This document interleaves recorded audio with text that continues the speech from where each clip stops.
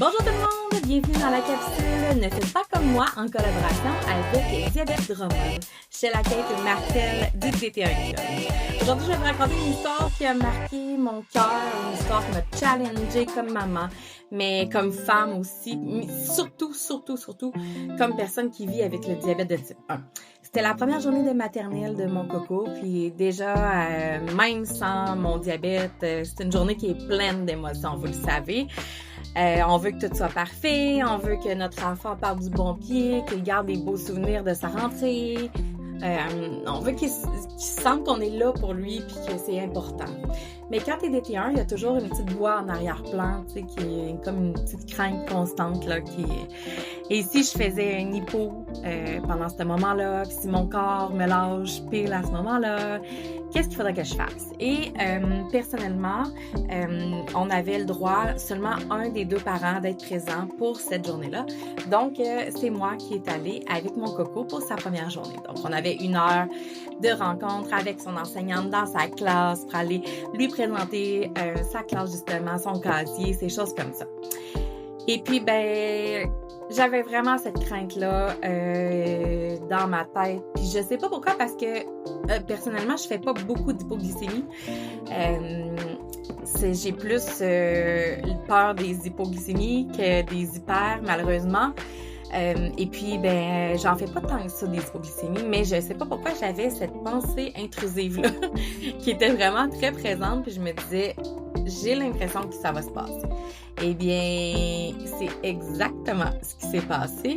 Je suis rentrée dans la classe avec mon fils, puis un gros nœud dans la gorge, un gros nœud d'émotion. Bam! Hypoglycémie direct, 3.2, double flèche par en bas. Devant tout le monde. Puis là, tu sais, c'était pas une hypoglycémie régulière non plus. C'était littéralement un tsunami d'émotions.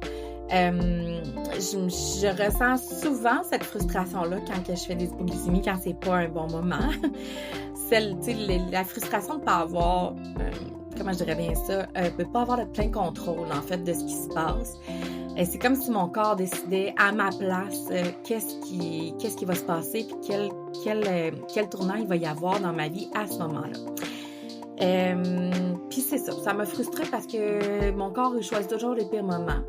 Puis j'étais fâchée contre moi-même. Mais j'étais fâchée, mais en plus j'étais vraiment envahie par une super grande émotion qui était la honte et aussi la culpabilité. Là, je me disais, pourquoi aujourd'hui? Pourquoi moi? Pourquoi devant tout le monde? Pourquoi que dans ce moment-là, qui est censé être super beau, qui est censé être émotif, mais doux, pourquoi ça se passe? Pourquoi encore? Pourquoi moi? Pourquoi je peux pas offrir un environnement puis un moment normal, en guillemets, pour mon fils? Puis plus je me posais ces questions-là, plus je culpabilisais. Et plus je culpabilisais, plus je paniquais. Et plus je paniquais, plus ça paraissait. Et puis là, non seulement c'était une hypoglycémie, c'est devenu littéralement une crise de panique.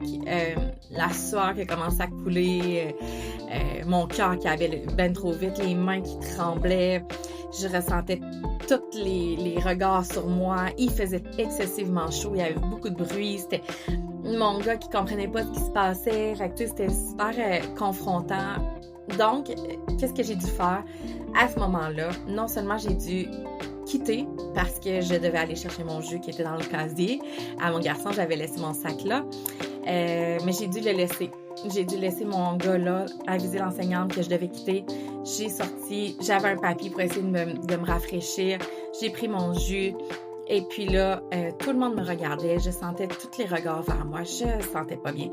Donc, j'ai sorti, malheureusement. Puis, tu sais, normalement, je contrôle bien mes émotions dans ce type d'environnement-là.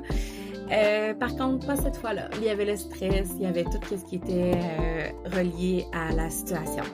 Alors, j'ai dû sortir de la classe. J'ai laissé mon fils tout petit, 5 ans, en maternelle, première journée d'école, avec sa prof, sans pouvoir l'accompagner comme j'aurais voulu. Là, je me suis sentie, imaginez-vous donc, comme la pire mère au monde, comme si à cause de moi, à cause du fait que je vis avec le diabète de type 1, c'est lui qui allait être pénalisé. Tu sais, j'en parle, puis j'ai encore l'émotion qui monte parce que ça m'a vraiment fait mal de me sentir comme ça. Puis là, savez-vous ce qui s'est passé malgré tous les pires scénarios que j'ai pu me faire, malgré toute la panique que j'ai eue?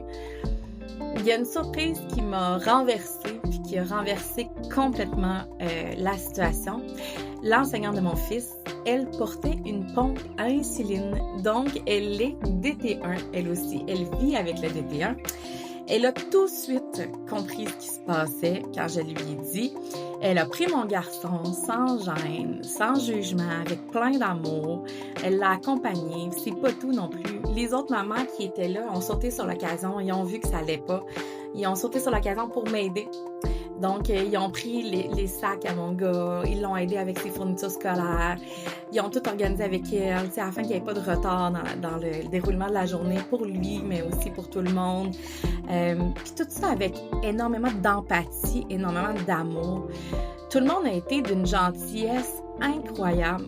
Pour vrai, plein d'empathie, plein de compréhension. Puis ça m'a fait tellement du bien au cœur. Fait que quand je suis sortie, j'étais renversée par toutes ces belles émotions-là.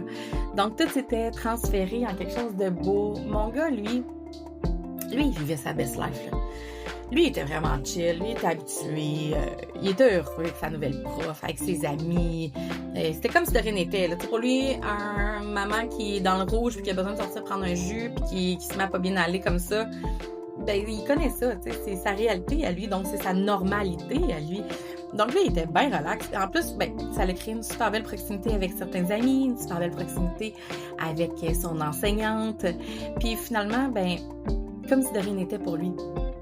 Donc, toutes mes craintes, tout ce que j'avais pu m'imaginer de négatif n'était même pas fondé. Oui, ça a été un événement qui a été difficile, mais ça a ouvert la porte à quelque chose de beau. Ça a ouvert la porte à de l'entraide, à de l'empathie, à un rappel que je suis pas seule. Alors, mon message pour vous est simple. Faites pas comme moi. Anticipez pas le pire. Surtout, paniquez pas en pensant à ce que les autres vont faire. Parce que honnêtement, là, la plupart du temps, là, les gens sont bons, puis ils comprennent. Puis parfois, ben, c'est dans ces moments-là qu'on est le plus vulnérable, puis qu'on découvre notre vraie force, puis on découvre la force aussi de la communauté qui est autour de nous. Donc, faites pas comme moi et ayez moins d'appréhension sur ce qui se passe. Et surtout, ayez pas peur du jugement.